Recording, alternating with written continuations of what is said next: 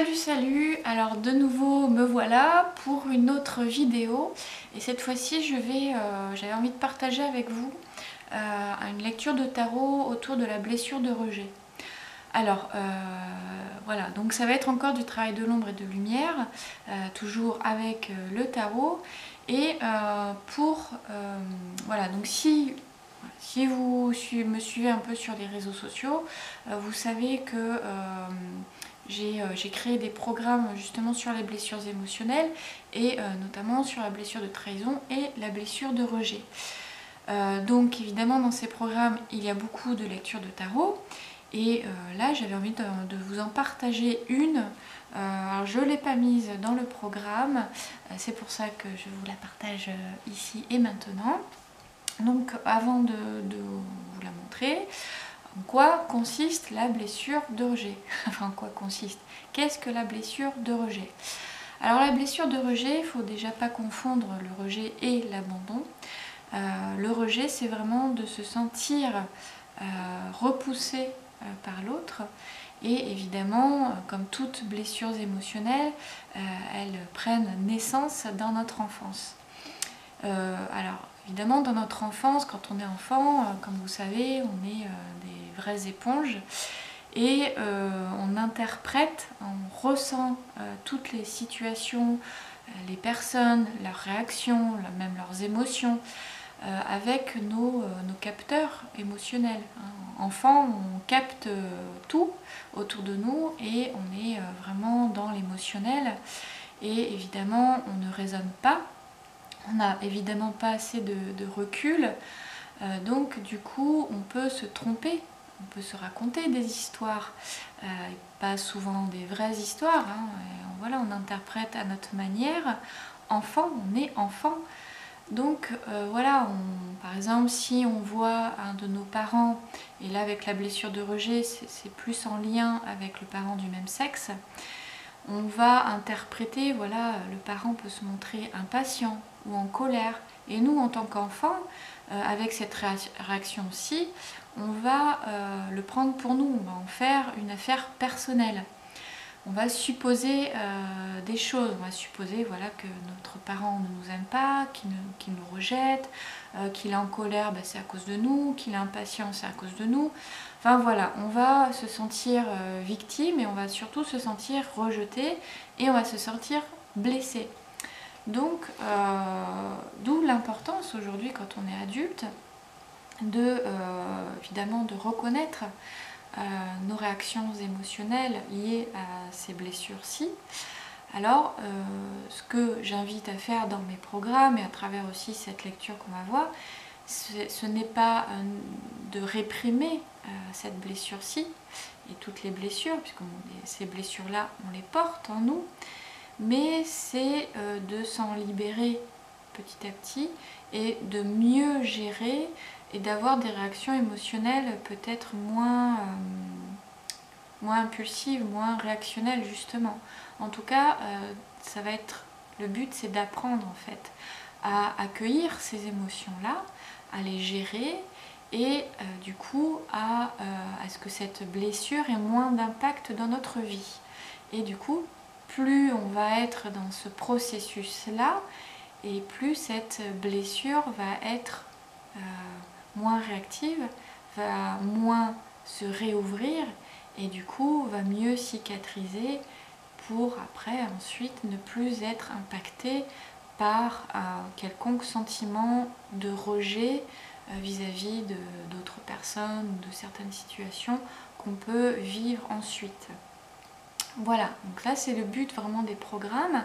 Et puis voilà, je voulais juste vous montrer une lecture de tarot que vous pouvez utiliser, pratiquer dès maintenant pour en savoir un petit peu plus sur vous et sur cette fameuse blessure de rejet. Donc écoutez, je vous dis à tout de suite.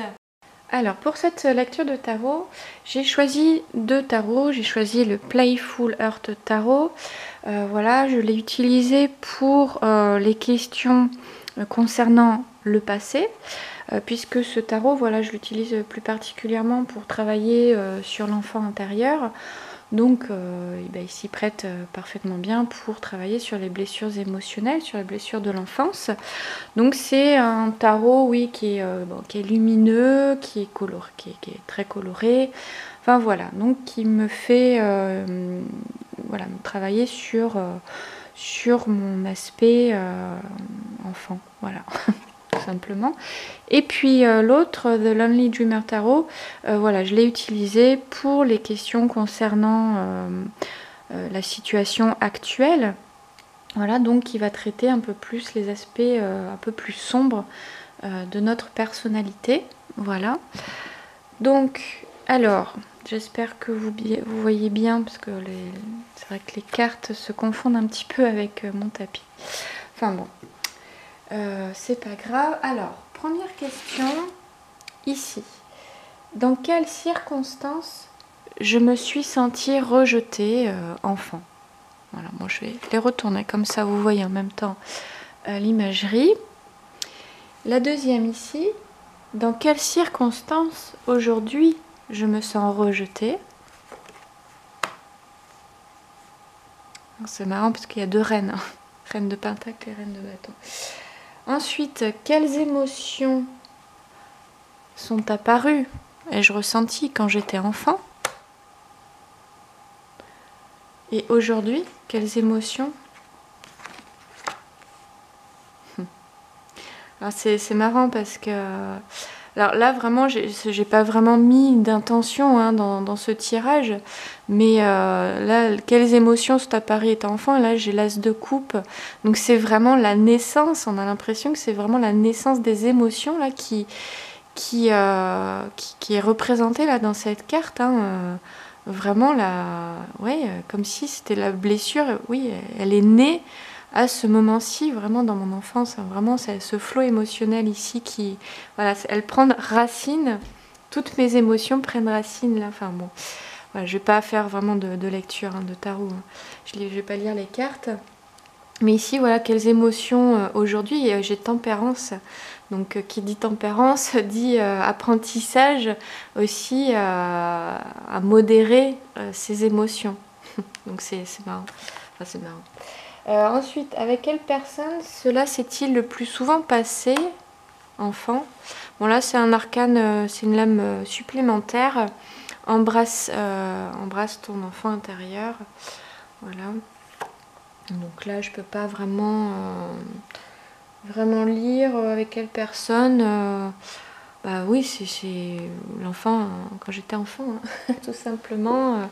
Et peut-être qu'effectivement, avec ma mère. Voilà. On peut la lire comme ça. Et ensuite, avec quelle personne cela se passe le plus souvent aujourd'hui?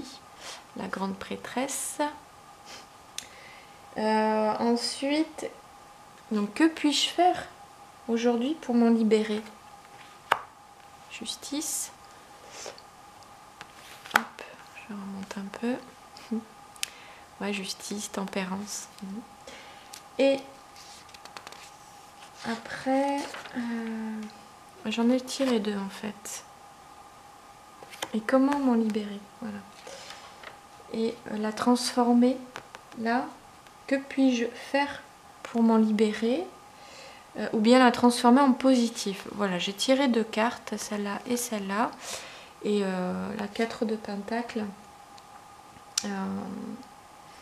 Ouais, en fait, là, ça peut vouloir dire, voilà, la justice et 4 de Pentacle. Effectivement de me libérer un petit peu justement de ces émotions là, peut-être évidemment de l'exprimer, peut-être d'une autre manière, moins impulsive, de prendre du recul aussi, d'essayer de retrouver un certain équilibre intérieur et de pas conserver là toutes ces émotions qui sont inutiles et effectivement d'en parler peut faire du bien. Et de prendre du recul vraiment pour acquérir effectivement un peu plus de sagesse, prendre du recul sur mes émotions mais ne pas les réprimer quoi, ne pas les conserver, les réprimer, les refouler, non, justement, je pense que on peut y voir un petit peu dans ce tirage-là qu'effectivement, il y avait beaucoup d'émotions ici, et peut-être le sentiment d'être rejeté par rapport au fait d'avoir trop d'émotions, peut-être une hyper-émotivité, une hypersensibilité qui a fait que j'ai pu me ressentir rejetée. Voilà, par exemple. Et du coup, aujourd'hui, de retrouver un équilibre émotionnel et une certaine reconnaissance aussi de cette hyper-émotivité, de cette hypersensibilité, et d'embrasser ça en fait, d'accueillir ces émotions, ce flot émotionnel, et de ne pas les réprimer. Peut-être que justement ce sentiment d'avoir été rejeté, pour ne pas éprouver ce sentiment de rejet, j'ai peut-être trop réprimé d'émotions. Voilà, parce que j'ai dû apprendre à modérer les émotions, à être un peu moins impulsive, à être un peu moins sensible, enfin voilà. Donc, du coup, pour m'en libérer, le truc, voilà, ça va être justement de reconnaître cette hyper-émotivité, de ne pas rejeter cette hyper-émotivité. Parce que oui, effectivement, dans cette blessure de rejet, en fait, on s'aperçoit que finalement, c'est nous que nous rejetons. On se rejette soi-même. Et plus on va s'accueillir comme on est, reconnaître qui l'on est et vraiment accepter qui l'on est aussi, et plus on va voir aussi les autres avec un autre regard. On va se sentir moins rejeté aussi, puisque les autres sont notre miroir aussi. Enfin voilà, voilà en gros ce que peut dire cette lecture de tarot. Donc voilà, qui pour moi est plutôt intéressante. Voilà, c'est tout pour moi. J'espère que cette lecture vous apportera quelque chose, quelques réponses. N'hésitez pas à me laisser vos commentaires sous la vidéo. Et puis, si vous voulez en savoir plus, évidemment, vous avez les livres de Lise Bourbeau sur les blessures émotionnelles. Et puis, évidemment, si vous voulez aussi en savoir plus avec le tarot, ou l'oracle évidemment, et puis avec d'autres pratiques, rejoignez-moi sur mon site internet et vous en saurez un peu plus sur les programmes que je vous propose. Voilà, donc je vous dis à très bientôt.